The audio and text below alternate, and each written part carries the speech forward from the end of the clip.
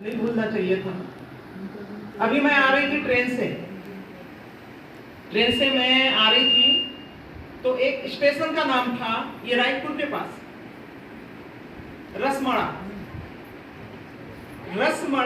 ये स्टेशन का नाम है, रेलवे स्टेशन रायपुर से पहले। ये गोंडी शब्द है, रसमड़ा ये गोंडी शब्द है। रस यानी जो रस निकाल के अपन पीते हैं वो, और मड़ा यानी पेड़। मड़ा यानी पेड़ तो जानते ही हो ना। तो वो उस क्षेत्र में कोई ऐसा पेड़ था जिसका रस हमारे पूर्वज निकाल के यूज करते, उपयोग करते। कोई पेड़ था वहां पे जिसका रस हमारे पूर्वज उपयोग करते। वो चाहे तो वो ताड़ी का पेड़ भी हो सकता है, उसका भी वो जो गुड़ बनाते थे, अभी भी बनाते हैं आंध्र प्रदेश में। ताड़ी का जो फल होता है उसका रस निकाल के उसका गुड़ बनता है।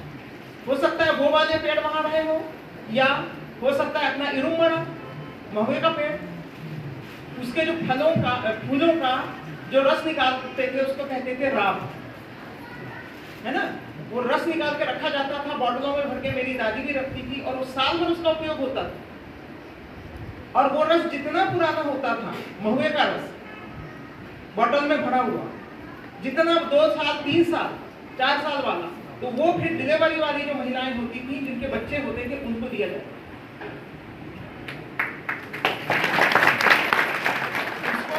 मेरी जो डिलीवरी गांव में हुई है, पहली डिलीवरी, तो इसलिए मुझे मालूम है ये अपनी पुरखा संस्कृति। मुझे भी देते थे, एक कटोरी में इतना राब डालते थे, और महुए का रस 2-3 साल पुराना, उसमें इतनी सी हल्दी डालते थे और थोड़ा सा भुना हुआ तिल डाल के देते थे। वो खाने से हमारे गांव की महिलाएं क्या होती थी, 3 दिन के बाद, 3 दिन 4 दिन के बाद वो वजन उठा लेती थी और आराम से घूमती रहती थी। कुछ नहीं होता था, कोई उन लोगों को बीमारी नहीं होती थी। उस पद्धति से जो हमारे यहाँ डिलीवरी होती थी, जो पुरातन प्राचीन पद्धति थी, उससे। और भी बहुत सारी चीजें मैंने लिखी हूँ कहीं पर महिलाओं के लिए। वो उसमें महुए का शराब भी उपयोग होता था डिलीवरी के समय। मतलब डिलीवरी की जो पेन कम हो करके उसके लिए उसको थोड़ा सा शराब भी पिलाया जाता है ताकि दर्द कम हो। और दर्द मतलब डिलीवरी के बाद जो आप दुनिया भर की दवाइयां लगाते हैं ना डॉक्टर के पास जादू करके, ऐसा कुछ नहीं होता था। पेट के ऊपर दारू डाल करके पेट लगा दिया जाता था महिलाओं को। उससे ये होता था कि पीने और लगाने से जख्मी शरीर में, उसके बाद वो महिला कभी किसी डॉक्टर के पास नहीं जाती, कोई बीमारी नहीं होती। एक तो रात खिला देते थे, ऊपर से वो दारू का भी उपयोग कर देते थे शरीर में लगाने में, तो वो उससे कोई बीमारी होती ही नहीं। आजकल हम डॉक्टरों के देख में डिलीवरी होती है और बच्चा 1.25 महीने का नहीं हुआ, 1.5 महीने का हुआ, और डॉक्टर क्या जाना शुरू, आज सर्दी हो गई, आज खांसी हो गई, आज कमर दुख रहा है, घुटना दुख रहा है, पेट दुख रहा है, खाना हजम नहीं हो रहा, तो नींद नहीं आ रही, ये सब होता था। तो ये हमारे पुरखों की व्यवस्था थी। तो वो जो रसमड़ा करके स्टेशन है, वहां के जो बोर्ड होंगे ना बुजुर्ग, वो जरूर बताएंगे कि वहां कौन सी चीज थी जिसकी वजह से उस स्टेशन का नाम रसमड़ा था। फिर मैं रायपुर से आ रही थी गाड़ी में स्टेशन से इस तरफ, तो वहां मुझे एक जगह नाम पढ़ने में आया, पंडरी। अब पंडरी कौन है जानते हैं? पंडरी भीमल पेन जो थे ना हमारे 5 भाई 7 बहन, है ना, भीमल पेन, उन्हीं की एक बहन का नाम पंडरी है।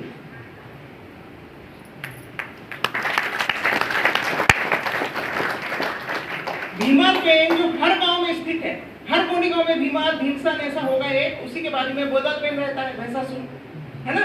दोनों में अपन चिट्ठी करके ही अनाज बोते हैं और काटते हैं, है कि नहीं। जहाँ भीमल पेन रहता है उसी के बाजू में पानी वाली जगह में रहते हैं, पानी के किनारे में, नदी हो तालाब हो, ऐसे जहाँ अपन ये बोने के पहले जो बिदरी करते हैं वो भी वही होता है। तो जो भीमल पेन वहां होते हैं ना, उसी की सबसे छोटी बहन कौन सी है? ये जो पूरे भाई बहन हुए थे उनमें सबसे छोटी बहन है खैरोदाई। एक तरफ भीमल पेन रहता है गांव की, और दूसरी तरफ कौन रहती है? खैरोदाई, जो गांव की रक्षा करती है। बहुत जगह नाम नाम बदल गए हैं पता नहीं, लेकिन हमारे तरफ तो खैरोदाई ही बोला जाता है। अभी भी जबलपुर में है खैरोदाई, बड़ी खैरमाई अभी भी जबलपुर में है, जहां अभी 20 साल पहले तक 21 प्रकार के जानवरों की बलि चढ़ती थी। और उस समय वहां इतने चमत्कार होते थे उस जगह पे, पूजा के समय दो वो हन वाले वो भी आ जाते थे, शेर भी आ जाता था, सब होता था। जब से वहां पे दूसरों ने कब्जा किया है ब्राह्मण में, और वो पूजा का पद्धति थोड़ा बदल दिए हैं उसका, तो वहां वैसा कुछ नहीं है। आवाजें भी नहीं आती है, ना वो नाग महाराज दर्शन देते हैं, ना वो शेर आता है। तो ये पंडरी जो थी, ये है भीमनबेन की ही बहन। और पंडरी नाम की, पंडरी आया के नाम से जो है ना, ये हमारी शक्ति है गोंडवाना से। इसके जो पेन स्थल बहुत कम जगह मिलेंगे, लेकिन हैं पूरे भारत में। अभी मैं गई थी उड़ीसा के पास भी वो पंडरी पेन है वहां का उन्होंने बहुत सारी चीजें बताई, लेकिन चूंकि यहाँ का विषय कुछ अलग है, तो मैं यहाँ पे अलग चीज बोलने की कोशिश करूंगी। वो ये कि भारत का संविधान ने सब धर्मों को समानता का अधिकार दिया है। ठीक है, भारत के संविधान ने, संविधान तो अभी बना, कब? 1947 के आसपास, 1951 से लागू हुआ। लेकिन उसके पहले, संविधान बनने के पहले कौन थे? हमारे पूर्वज थे ना। 4000 साल पहले आर्यों का आगमन हुआ, उनको भी जगह दी। उसके बाद जितने भी धर्मावलंबी आए, सबको जगह दी है उन्होंने, सबको भूमि दी है। आप देखिए, हर गोंडवाना राज्य में आपको मंदिर भी मिलेगा, मस्जिद भी मिलेगा, बौद्ध लोगों के लिए उनके आश्रम भी मिलेंगे। ये किसने दिया भूमि? हमारे गोंड राजाओं। ये कहां से आ रहा है सब धर्मों का सम्मान? हमारे पूर्वजों से। उन्होंने सब धर्मों का सम्मान किया, इसलिए आज गोंड भी सब धर्मों का सम्मान करता है कि नहीं? गोंड ने कभी, लोग बोलते कि आप सब धर्मों का सम्मान करो, किसको बता रहे हैं? हमारी भूमि में सारे धर्म फल फूल रहे हैं। अभी विश्व का क्या स्थिति है? जो मुस्लिम राष्ट्र है दूसरे धर्म को सहन नहीं कर पा रहा है, जो ईसाई राष्ट्र है वो दूसरे धर्मों को सहन नहीं कर पा रहा है, लेकिन भारत में सारे धर्म फल फूल रहे हैं, सारे धर्म यहाँ पे फल फूल रहे हैं। किसकी बदौलत? हमारे पूर्वजों की बदौलत। आज भी गोंडों का, यहाँ पूछूंगी तो बहुत सारे लोग मस्जिद भी जाते होंगे, मंदिर भी जाते होंगे, गुरुद्वारे भी जाते होंगे, चर्च भी जाते होंगे। हम सब धर्मों का सम्मान करते हैं, लेकिन क्या कभी किसी गोंड ने या गोंड लोगों ने किसी मंदिर को तोड़ा? किसी मंदिर को तोड़ के उस पर कब्जा किया? नहीं। किसी मस्जिद को तोड़ा, किसी मस्जिद को तोड़कर उस पर कब्जा किया? नहीं। किसी चर्च को तोड़ के उस पर कब्जा किया? नहीं किया, क्योंकि हम सब धर्मों का सम्मान करते हैं। और ये अधिकार कौन देता है हमको? संविधान। संविधान ये अधिकार देता है, आप सब धर्मों का सम्मान करेंगे। उसी तरह हम सब धर्मों का सम्मान करते हैं, इसीलिए हम किसी के भी धार्मिक स्थल पर कभी कब्जा नहीं किए और ना करेंगे। लेकिन जो हमारे जो पूजा स्थल है उनमें कब्जा कैसे हुआ? जिन्होंने कब्जा किया उनको समझना चाहिए ना ये चीज। संविधान का अनुच्छेद 2526 क्या कहता है? संविधान का अनुच्छेद 2526 क्या कहता है? वो सबके लिए है, सिर्फ गोंडों के लिए नहीं है। वो हिंदू, मुस्लिम, सिख, ईसाई, बौद्ध सबके लिए है। क्या कहता है? कि आप जिस जाति धर्म में पैदा हुए हो, उस जाति धर्म को संरक्षित करने का अधिकार आपका है। उस बोली को, उस भाषा को संरक्षित करने का, उसके प्रचार प्रसार का अधिकार आपका है। यानी इसी संविधान के 25-26 जो अध्यादेश है उसके अनुसार ही अभी आप देखिए कि भारत में न्यूज़पेपर में 1 या 2 पेज किसी धर्म पे आधारित होते हैं। उसमें केवल धार्मिक समाचार रहते हैं, या भागवत हो रहा है, वहाँ रामायण हो रहा है, या ये होगा, वहाँ मूर्ति स्थापना हुई, वहाँ फलाने अमका ढमका, वो चर्च में ये हो गया, बौद्ध लोगों ने ये किया, मुसलमानों का ये हो रहा है, ये सब समाचार उसमें छपते हैं। टीवी में ऐसे कम से कम 50 चैनल हैं जो 24 घंटे अपने धर्म का प्रचार प्रसार करते हैं। 50 चैनल। आप देखिए, कुछ चैनल 24 घंटे हिंदू धर्म का प्रचार प्रसार करते हैं। 24 घंटे। कभी भी आप रात को 2 बजे आपको नींद नहीं आ रहा, आप खोलोगे, आपको बिल्कुल चैनल में कोई प्रवचन करता दिखेगा या भजन चल रहे हैं। उसी तरह से ईसाई धर्म के जो चैनल हैं, उनमें भी ईसाई धर्म का प्रचार प्रसार 24 घंटे चलता है। बौद्ध जो चैनल है, उनमें बुद्ध धर्म का चलता है। मुस्लिम चैनल, उनमें मुस्लिमों का चलता है। लेकिन हम ट्राइब के लिए कोई चैनल है? नहीं है, कोई चैनल नहीं है। हमारे लिए केवल एक ही चीज है कि हम इस तरह से बैठ करके आपस में बात करें। ये तो बहुत छोटी सी चीज हो गई भाई। टीवी तो हजारों लाखों लोग एक साथ देखते हैं, लेकिन जब हम बैठ के बात करें तो कितने लोग रहते हैं उसमें? 500, 1000, या अगर अपना कचारगढ़ टाइप होगा तो 3-4 लाख रुपए लोग बैठते हैं और सुनते हैं। तो भाई, जो संविधान आपको अधिकार दे रहा है कि आप हिंदू धर्म का प्रचार प्रसार कर सकते हैं, आप छपवा सकते हैं, आप टीवी से उसका प्रचार प्रसार कर सकते हैं, आप जगह जगह मंच बना करके अपने भागवत रामायण कर सकते हैं, अपने धर्म का प्रचार प्रसार कर सकते हैं, मुसलमान अपने धर्म का प्रचार प्रसार कर सकते हैं, ईसाई धर्म अपना धर्म का प्रचार प्रसार कर सकते हैं। उसी तरह से वही संविधान कानून 25 और 26 हमें यह अधिकार देता है कि मैं अपने समाज से मेरे धर्म संस्कृति, मेरे पुरखा संस्कृति का मैं चर्चा करूं, उसे संरक्षण करने की कोशिश करूं, मेरी बोली को संरक्षित करने की कोशिश मैं करूं। ये अधिकार मुझे कौन देता है? संविधान। ये अधिकार जैसे उनको मिला हुआ है, उसी तरह से मुझे भी ये अधिकार मिला है कि मैं अपनी संस्कृति की बचाव करूं, उसका संरक्षण करूं, उसके बारे में चर्चा करूं, मेरे समाज के लोगों से, मेरे ही समाज के लोगों से मैं इसकी चर्चा करूं। क्योंकि धर्म परिवर्तन जैसी चीज हम लोगों में, हम कोयतुरों में, हम गोंडों में नहीं है। हम किसी का धर्म परिवर्तन कर ही नहीं सकते। कैसे करेंगे? कोयतुर होने के लिए डीएनए चाहिए, वो ब्लड चाहिए आपके शरीर में। किसी को भी आप गोंड नहीं बना सकते। कैसे बनाओगे गोंड किसी को भी? हाँ, टुंडा मुंडा कुंडा तो जानते हो ना कि नहीं जानते?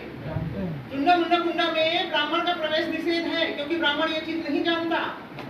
टुंडा मुंडा कुंडा का कहीं पर किसी आर्य ग्रंथ में वर्णन नहीं है, ना किसी हिंदू ग्रंथ में, वेद पुराण में वर्णन है, ना किसी ईसाई ग्रंथ में है, ना किसी बौद्ध ग्रंथ में है, ना किसी मुस्लिम ग्रंथ में है। क्यों?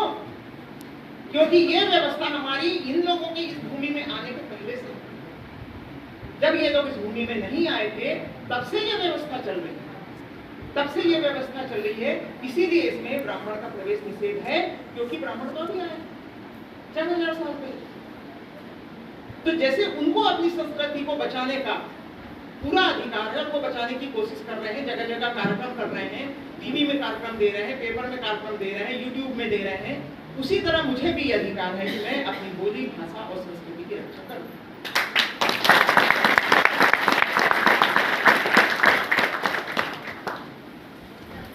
तो अपनी भाषा संस्कृति की रक्षा करना, और सबसे बड़ी बात ये घटिया हरकत हम लोग में है ही नहीं है कि हम किसी के पेन स्तर को किसी में कब्जा करें दूसरे का। ये हमारे यहाँ आज तक किसी ने नहीं किया है और ना करेंगे, और हम किसी को बोर्ड में शामिल भी नहीं कर सकते। धर्म परिवर्तन हमारे में होता ही नहीं है। वो लोग हमारे धर्म परिवर्तन कर रहे हैं।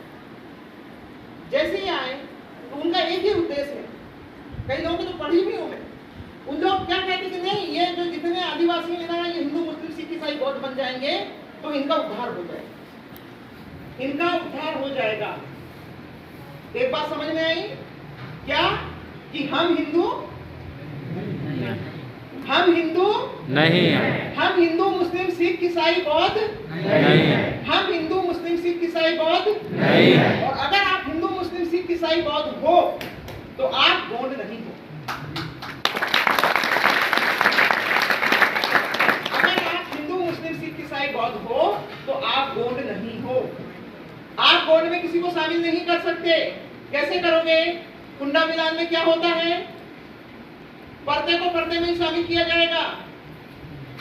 मैं उनके बेटी हूँ और अगर मैं वसीयत में लिख के जाऊँ कि नहीं, मेरे मरने के बाद मेरे मायके में ही शामिल कर देना, उनके में मेरे को धुरवे में शामिल मत करना, क्योंकि मेरे को ये लोग परेशान करते। जैसा मैं वसीयत बना के जाऊँ कि मुझे कहाँ शामिल करना, क्योंकि धुरवे की बहू हूँ मैं, मैं कहूंगी मेरे मायके में डाल दो मेरे को, डलेगा?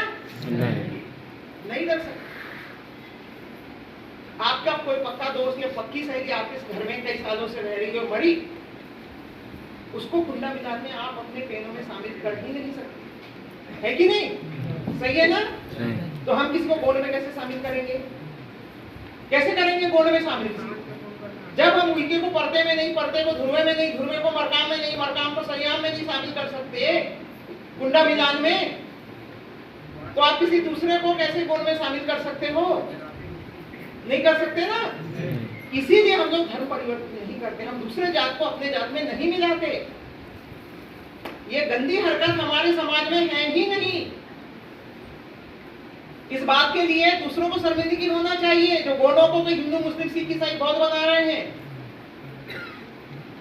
ये जितने लोग हैं ना गोंडों को हिंदू मुस्लिम सिख ईसाई बौद्ध बना रहे हैं, ये बहुत महापाप कर रहे हैं, बहुत बड़ा पाप। कौन सा पाप? इस भूमि की करोड़ों साल पुरानी संस्कृति को नष्ट करने का महापाप कर रहे हैं।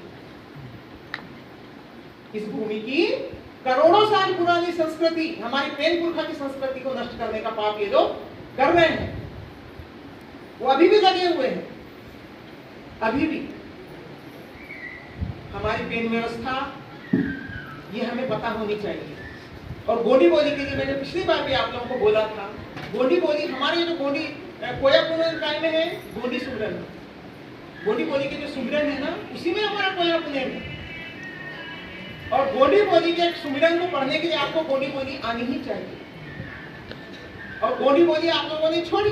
अब जब आपका रसमड़ा आपके पड़ोस में खड़ा है और इधर पंडरी खड़ी है साइड में, और आप बोलते हैं हम तो गोंडी जानते हैं, बाजू में आपका रसमड़ा खड़ा है और इधर में पंडरी दाई बैठी हुई है और आप बोलते हैं हम गोंडी नहीं जानते। पंडरी नाम की कोई भी देवी किसी धर्म में नहीं है, ढूंढ लो, वो सिर्फ गोंडों की है।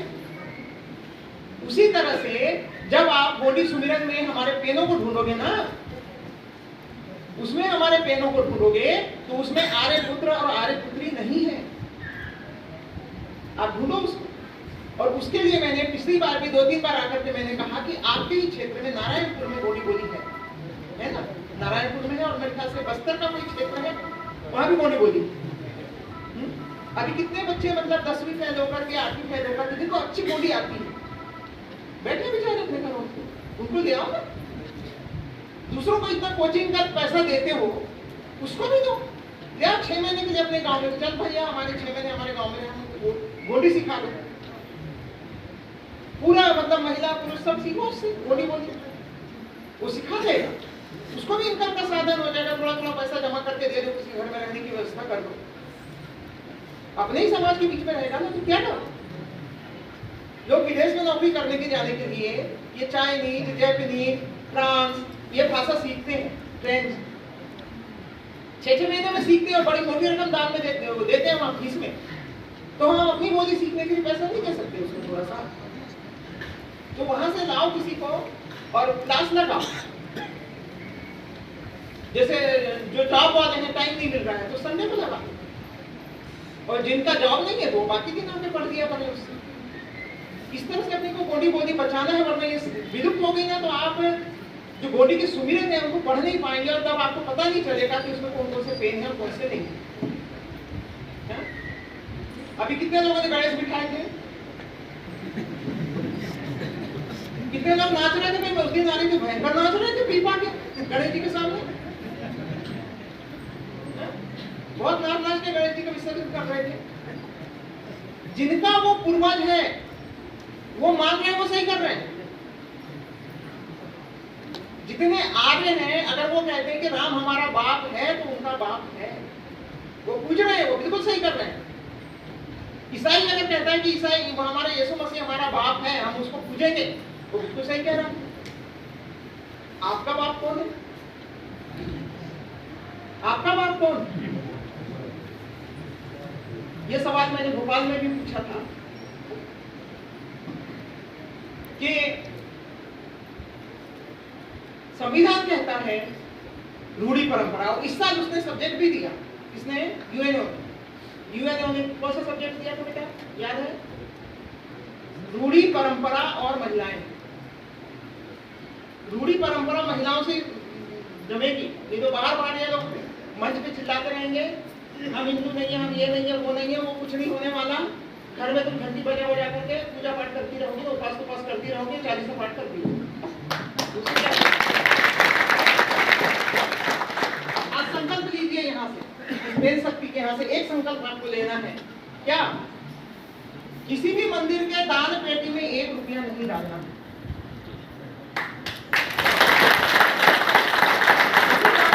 कोई रुपया नहीं डालोगे। और जैसा कि मैंने कहा कि मंडा कुंडा में ब्राह्मण का प्रवेश निषेध रहता है, ये ब्राह्मणों से नहीं करवाया जाता। क्यों?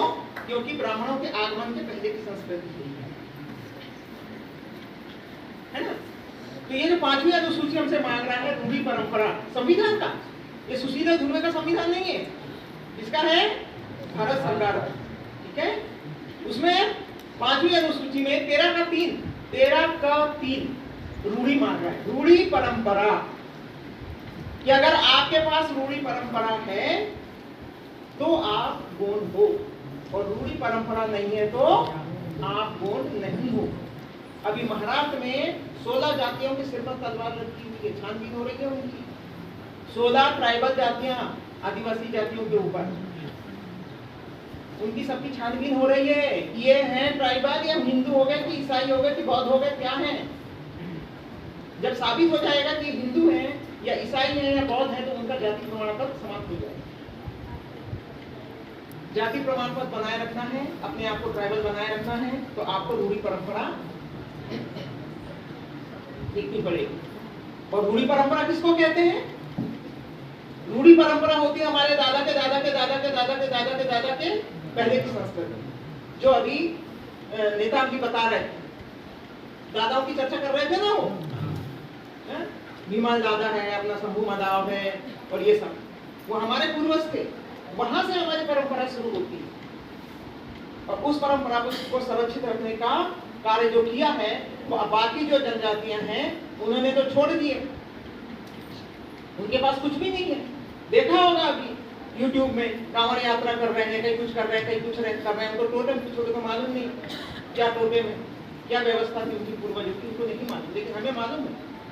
तो संविधान हमसे रूढ़ी परंपरा मांग रहा है। रूढ़ी परंपरा यानी दादा के दादा के दादा के दादा से पहले की संस्कृति, और वो संस्कृति कौन सी है? हमारी कोया पुणे। कोया पुणे जिसको बोलते हैं वो संस्कृति हमारी रूढ़ी परंपरा में है।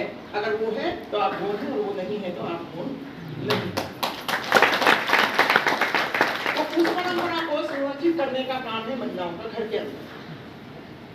घर के बाहर के लोग बहुत चिल्लाते रहे, बहुत कार्यक्रम कर रहे हैं 20-20 साल से, लेकिन अगर आप लोग नहीं कर पाए, आप लोग उपास करते रहे, 40 पढ़ते रहे, ब्राह्मण पूजा करते रहे, तो फिर क्या मतलब? उससे कुछ होने जाने वाला नहीं है। तो जब आप दादा के दादा की बात करते हैं तो क्या आपके परिवार में कभी दादा के दादा के समय कोई ऐसा बच्चा पैदा हुआ था जिसका शरीर तो इंसान का था लेकिन सर बिल्ली का था? हुआ था? ऐसा बताया नहीं ना दादा जी, तेरे दादा ऐसे पैदा हुए थे, बिल्ली मुंह वाले, ऐसा बताया था? नहीं। किसी का सिर सांप का हो, नहीं। किसी का सिर गधे का हो, हुआ था? नहीं। किसी का सिर हाथी का हो, हुआ था? तो ये हाथी सिर वाले को आप कैसे पूछ रहे? ये आपका बाप कब से हुआ? ये आपका बाप कब से हुआ? आप सोचो ना, आप सोचिए। ऐसा जब एबनॉर्मल बच्चा हमारे इसमें नहीं, उन लोगों में बच जाता होगा, मैं उनकी बात नहीं कर रही हूँ, उन लोगों में बचता होगा बाकायदा, तभी वो लोग पूछ रहे हैं, उन लोगों में हुआ होगा, लेकिन हमारे में अगर ऐसा पैदा हुआ तो मर जाता। और ऐसे होते भी नहीं, क्योंकि हम लोगों का जो टोटम व्यवस्था है उसके अनुसार जो शादी होती है तो इस टाइप के बच्चे होते भी नहीं होते ना। ऊपर का बच्चे सिर 2-4 हाथ 10 हाथ वाले बच्चे होते नहीं होते। 10 हाथ वाले तुम्हारे हुए दादाजी के पिताजी के, तो फिर आप किसकी वो आरती करती है? 10 हाथ वाले की। वो कैसे तुम्हारी माँ हो गई? वो कैसे तुम्हारा बाप हो? ये चीजें आप खुद सोचिए कि उनका है, उनको छोड़ो, उनके पिताजी हैं, वो पूछ रहे हैं, वो सही कर रहे हैं, लेकिन हमारा बाप कौन है ये हमें पता होना चाहिए कि नहीं? हमारा बाप कौन है ये हमें पता होना चाहिए कि नहीं? होना चाहिए। हमारे जितने पुरखा पेन है, जिसको हम पुरखा पेन कहते हैं, सिर्फ सोजर पेन को छोड़ सबका इंसानी रूप में जन्म हुआ, सबका।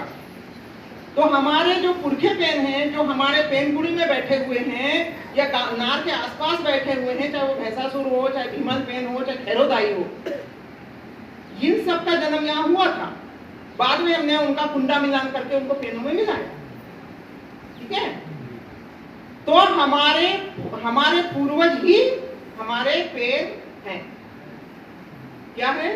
हमारे पूर्वज ही हमारे पेन हैं। और हमारे पूर्वज कैसे पैदा हुए थे? हमारे पूर्वज कैसे पैदा हुए? एक सिर, दो हाथ, दो पैर, दो आंख, ये यहीं से आप अंतर करना शुरू कीजिए, यहीं से। उनके इसमें पैदा हुए होंगे, वो पूछ रहे, उनको छोड़ो, तुम अपना पकड़ो, पहले अपने आप को ठीक करो, उसके बाद दूसरों की बात करना। पहले खुद को तो ठीक कर दो। खुद का ही पता नहीं है कि हमारा बाप कौन है, और दूसरों को तुम सदा देने चले जाते, इसको पूछो, उसको पूछो, इसकी मूर्ति बिठा। जो चीज अगर रूढ़ी परंपरा में आप नहीं आए तो आपका जाति प्रमाण पत्र खतरे में है, सब खतरे में है, वो खत्म हो सकता है कभी भी। बहुत सारी जातियों के प्रमाण पत्र समाप्त कर दिए सरकार ने, और उसका कौन कौन सी जातियों के प्रमाण पत्र सरकार ने समाप्त किए, इसकी जानकारी आप RTI से निकालिए या कोर्ट से, वहां से मिल जाएगा। और क्यों समाप्त किए? क्योंकि उनके पास उनको खुद को ट्राइबल कहने के लिए कुछ भी नहीं। उनको पूछा गया आपकी भाषा कौन सी है, उन्होंने कहा हिंदी। अच्छा, आपके भगवान कौन से हैं, उन्होंने बताया आर्यपुत्र, आर्यपुत्री, ये सब हमारे भगवान हैं, आर्यपुत्र, ये रामायण भागवत। अच्छा, आपके यहाँ जन्म संस्कार कैसे होता है? उसमें पंडित जी करते हैं। शादी कैसे होती है? पंडित जी निकालते हैं। मृत्यु संस्कार कैसे होता है? पंडित जी करते हैं। तो बोले तुम तो हिंदू हो, तुम्हारा तो सब कुछ ब्राह्मण कर रहा है, तो तुम तो हिंदू। उनका जाति प्रमाण, उन्होंने फिर कोर्ट में केस लगा दिया कि भाई ये तो पूरा का पूरा जो जनरेशन है, ये जो है जाति, ट्राइबल जाति, ये पूरा हिंदू हो चुका है, ये ट्राइबल नहीं है। तो उन्होंने उसका ट्राइबल का जाति प्रमाण खत्म कर दिया। इसके बारे में जानकारी आप RTI से निकालिए। इसीलिए मैं बोलती हूँ कि आप उनको छोड़ो, वो कुछ भी पूछे, उधर ध्यान मत दो, अपने आप पे ध्यान दो, आपके पेन गुड़ी में क्या है, हमको कैसे पूजना है उसको। हम दारू के छिट्टे क्यों मारते हैं पेन जगह पे? अभी जो कोरोना में जो मारकाट मची हुई थी ना, मरते मरते बचे हो, उससे कुछ औकात आई होगी कि दारू के छिट्टे क्यों मारते हैं हमारे यहाँ। वो दारू से ही लोग बचे, उसी का बन रहा था वो। इससे तो थोड़ा समझ में आना चाहिए ना। क्या बोलते हैं सीधे कि तुम्हारा भगवान तो दारू पीता है।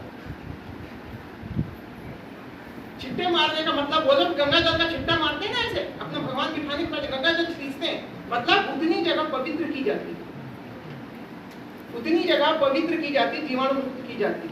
इसी तरह से हम लोग जब बंद करते हैं तो दारू के छिट्टे ऐसे मारते हैं, उतनी जगह हम सैनिटाइज करते हैं।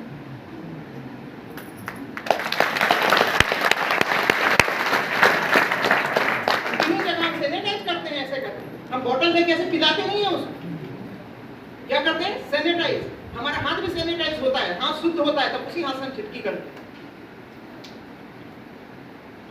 इसका ये मतलब नहीं कि मैं आप लोगों को बोलूं कि दारू पी के पुण्य पड़े रहना। दारू पी करके तो आप लोगों ने अपनी स्थिति खराब कर दी। हमारे घोड़ों की सबसे बड़ी बीमारी है शराब पीने की, नशा। 100 रुपए कमाएंगे रोज का, और उसका 90 रुपए का गुटखा और दारू पी जाएंगे, 10 रुपए बीवी को देंगे, दे रोटी बना। ऐसे चलता है। नशा नहीं करना है। सैनिटाइज की तरह उसको उपयोग होता था। जैसे वो लोग गंगा जल सींचते हैं, वैसे अपन सींचते हैं। कोई अगर मुंह उठा के इस तरह से बात करे, मैंने अभी जो कोरोना हुआ तो उसको समझ में नहीं आया आपको। कुछ जगह के लोग तो ये जो कोरोना हुआ था, जब महामारी फैली हुई थी, तो कई जगह मैंने बोला उनको कि मैंने कहा आप ऐसा करो, उसके छिट्टे पूरे घर में मारना शुरू करो। घरों में भी मारा उन्होंने, बिस्तर में मारते थे, घर में बाहर से आए तो पूरी बॉडी में से छिट्टे मारते। एक तरह से सैनिटाइज का काम किया उसने, महुए का दारू। उसकी वजह से बहुत से लोग बचे। तो यानी कि हमारी जो संस्कृति है, प्राचीन संस्कृति है, उसको समझने की क्षमता इन लोगों में है नहीं, बाहर से आए हुए लोगों, है ना। इसलिए मुंह उठा के कुछ भी कह देते हैं, उनको जवाब देना सीखिए जरा। और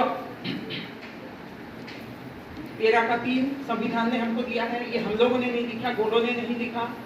25-26 संविधान का अनुच्छेद 25-26 वो भी हमने नहीं लिखा, संविधान उन लोगों ने लिखा है। और जो लोग कहते हैं कि गोंडों का तो कोई राज ही नहीं था, ऐसे लोग भी आ रहे हैं आजकल यूट्यूब में, गोंडों का कोई राज है, तो फालतू फालतू बकवास करते रहे। कोई राज नहीं था। तो जिस समय आजादी हुई, मिली आजादी, मतलब तथाकथित आजादी दी गई, उस समय 258 राजाओं के सिग्नेचर दिए गए थे। ये उसमें दर्ज है। ये 258 राजा का आसमान से टपके थे क्या?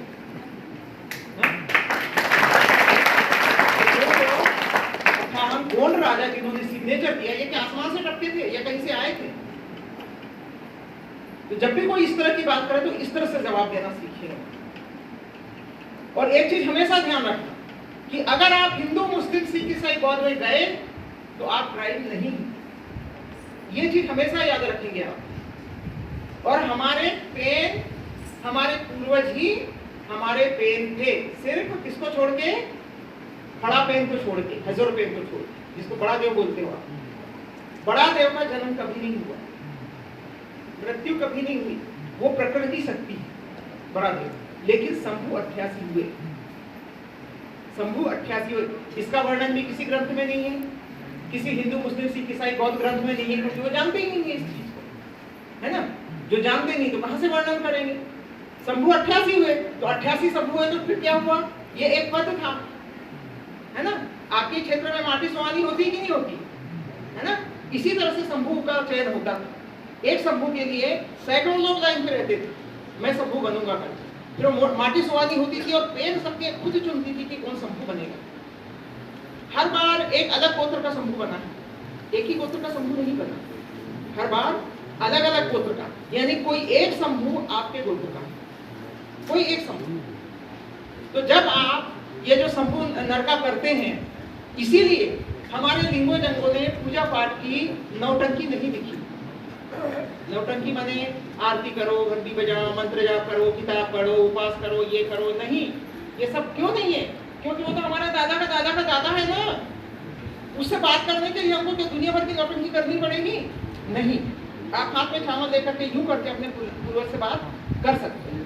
इसीलिए ये जो जल चढ़ाना, शिवलिंग पे जल चढ़, देखो शिवलिंग,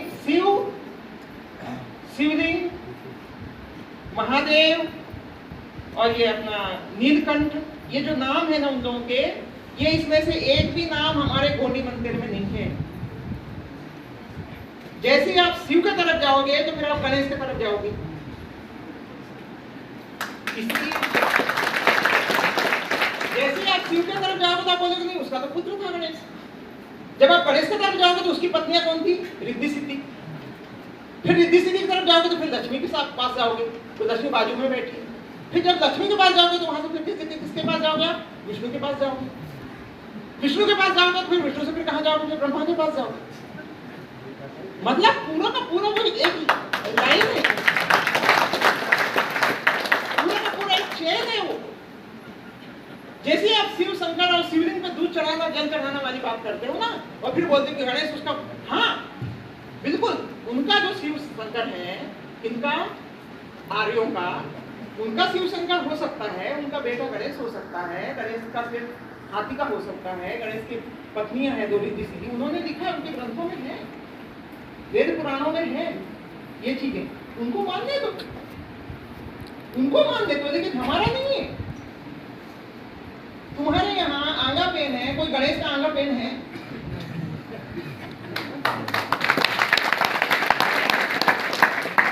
दुर्गा का आंगा पेन है?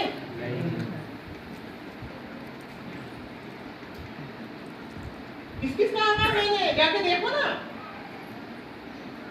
इसके उसके फेर में आकर के क्यों अपने आप पे प्रदूषण फैला रहे हो अपने समाज पे? मैं बहुत खुल के बोल सकती थी, लेकिन बहुत कंट्रोल करके, बहुत से लोग जानते होंगे, बहुत कंट्रोल करके बात कर देगी।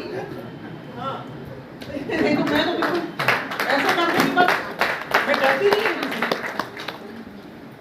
मैं नहीं डरती, बिल्कुल खुल के बोल सकती हूँ, लेकिन अभी बहुत कंट्रोल करके बोल रही हूँ, क्योंकि यहाँ पे लोगों ने अफवाह फैलाई, बेवकूफों ने अफवाह फैलाई कि यहाँ पे 50 बकरे कटने वाले हैं। किस बेवकूफ ने ऐसी अफवाह फैलाई? आए जरा सामने मेरे। क्यों बिना बकरा काटे के हम लोग पैन गोंगो नहीं करते क्या? तो जब आपको हमारी संस्कृति पता ही नहीं है, आपके बाप दादा नहीं समझ पाए हमारी संस्कृति, तो आपकी क्या औकात है हमारी संस्कृति समझ?